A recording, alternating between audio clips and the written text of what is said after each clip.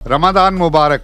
मेरे 20 करोड़ भाई और बहन जो कि रमज़ान रखते हैं, वो फास्टिंग करते हैं सारा दिन। उनका सबसे बड़ा प्रॉब्लम होता है कि उनकी ब्रेथ, सांस जो है उसमें बदबू आने लगती है।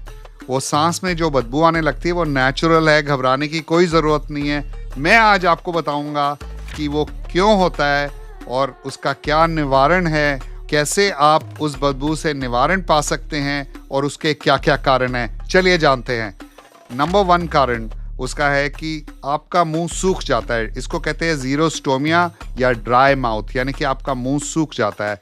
इसका मतलब जो आपकी थूक है उसकी प्रोडक्शन, उसकी पैदाइश जब आप खाना नहीं खाते तो कम होती है। जब थूक कम होती है तो जो बैक्टीरिया होता है आपके मुंह के अंदर वो थ्राइव करने लगता है, वो ज़्यादा होने लगता है, क्योंकि थूक जो है वो बैक्टीरिया को ख़त्म करती है जो उसके अंदर एंजाइम्स हैं। अगर वो नहीं होगी तो बैक्टीरिया ज़्यादा होगा। जो आपका सलाइवा है, जो आपकी थूक है, जो आपका पीएच है, उसको भी बैलेंस करती है। जब आपका पीएच बैलेंस होगा उसका मतलब है कि आपके मुंह में एसिड नहीं होगा।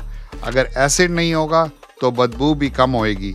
Number 2, ketosis. कीटोसिस एक मेटाबॉलिक प्रतिक्रिया है। हमारी बॉडी जब खाने को पचाती है तो शुगर को सबसे पहले पचाती है। जब शुगर ख़त्म हो जाती है, यानी कि जब आप खाना नहीं खाते हैं एक्सटेंडेड पीरियड ऑफ टाइम के लिए, ज़्यादा समय के लिए, तो शुगर की जगह वो फैट को खाने लगती है। यानी कि जो आपकी शरीर में फैट जमा है उसी को खाने लगती है। जब उसको खाने लगती है तो कीटोन्स पैदा होते हैं उससे। इससे एक तो आपका वज़न कम होता है और एक आपके बॉडी में जो फैट के जलने से बहुत ज़्यादा एनर्जी भी पैदा होती है। मगर उसके साथ ही जो कीटोन्स होते हैं जैसे कि एसीटोन, उसके अंदर एक नेल पॉलिश रिमूवर टाइप की बदबू आने लगती है मुंह से। इसका कोई ख़राब वो नहीं है, ये अच्छी चीज़ है। मगर क्योंकि आप एक्सटेंडेड पीरियड के लिए फास्ट कर रहे हैं तो जो साथ वाला है वो आपको अगर स्मेल करेगा तो आपके मुंह से नेल पॉलिश रिमूवर टाइप की स्मेल आएगी।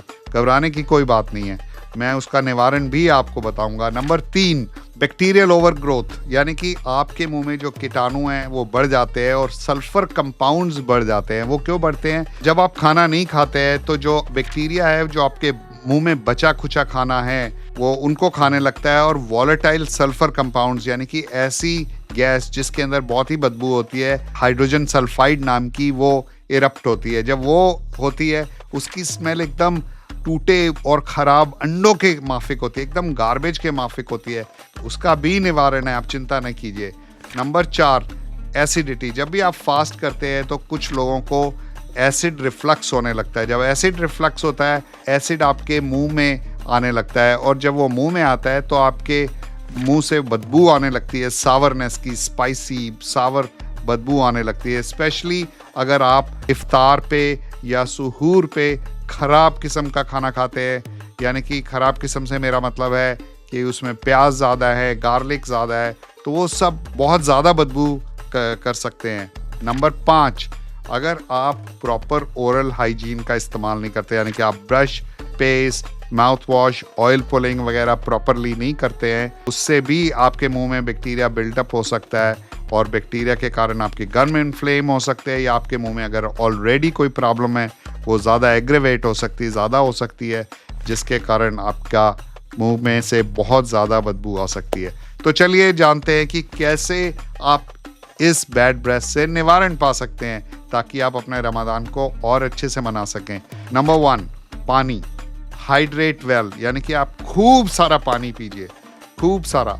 इफ्तार और सहूर के बीच में जितना भी ज़्यादा पानी पिएंगे तो आपके अंदर पानी जो है वो पीएच को बैलेंस रखेगा और उससे आपकी बॉडी डिहाइड्रेट नहीं होगी और आपके पास ड्राई माउथ नहीं होगी, यानी कि आपका मुंह सूखेगा नहीं। इसका मतलब है कि बैक्टीरिया को रहने की जगह नहीं मिलेगी। आप पानी पिएंगे, बैक्टीरिया अंदर चला जाएगा पेट में, पीएच बैलेंस नॉर्मल रहेगा, आपके मुंह से स्मेल कम से कम आएगी। नंबर 2, हमेशा अच्छे ओरल हाइजीन प्रैक्टिस कीजिए, यानी कि आपको 2 बार ब्रश करना है, फ्लॉस करनी है और टंग स्क्रैप करनी है। टंग स्क्रैपर एक बेहतरीन टूल है ख़राब ब्रेथ को दूर करने के लिए, क्योंकि जब आप टंग स्क्रैप करते हैं तो आपकी ज़बान पर जितना भी प्लैक जमा होता है वो निकल जाता है। ज़्यादातर लोगों को ये मालूम नहीं है, स्पेशली अमेरिका जैसी कंट्रीज़ में, कि टंग स्क्रैपिंग कितनी कमाल की चीज़ है।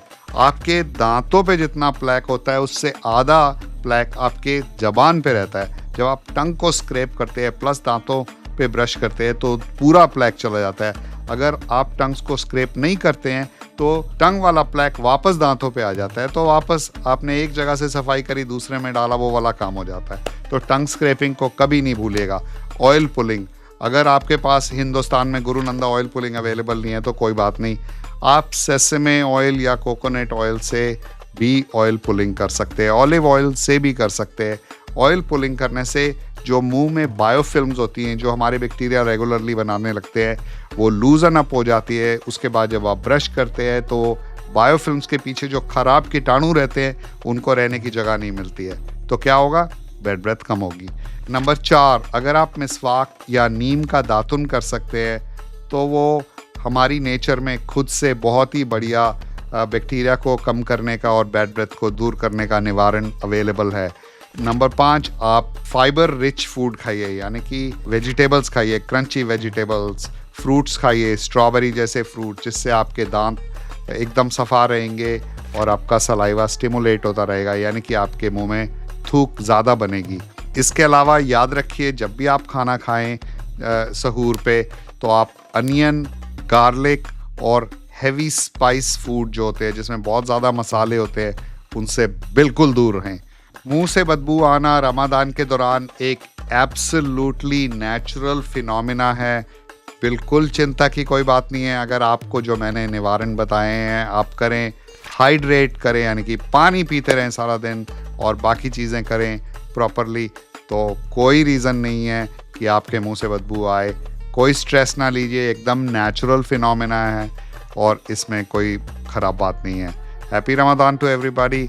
Thank you so much for watching my video. अगर आपने अभी तक मेरा चैनल सब्सक्राइब नहीं किया तो प्लीज़ मेरा चैनल सब्सक्राइब कीजिए, अपने उन सब दोस्तों को भेजिए जो रमज़ान रख रहे हैं, ताकि ये चीज़ वायरल हो सके और लोग जान सकें कि एकदम नेचुरल फिनोमेना है, घबराने की कोई बात नहीं है। और रमज़ान के बाद भी अगर आपके मुंह से स्मेल आती है तो प्लीज़ अपने डेंटिस्ट को दिखाइए, क्योंकि इसका मतलब है हो सकता है गम इन्फ्लेमेशन, पीरियोडोंटिस्ट के पास जाना पड़े, क्योंकि हो सकता है कोई ज़्यादा तकलीफ़ हो जिसको डेंटिस्ट देख के आपको बता सकता है कि कैसे उसका निवारण किया जा सकता है।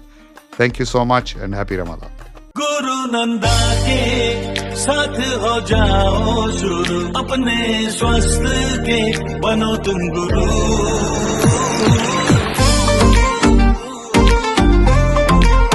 गुरु नंदा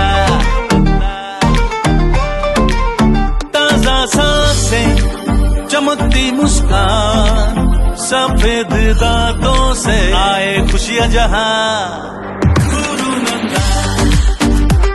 सुबह शाम रोज अपना देसी नेचुरल गुरुनंदा ओरल केयर प्रोडक्ट्स इस्तेमाल करें।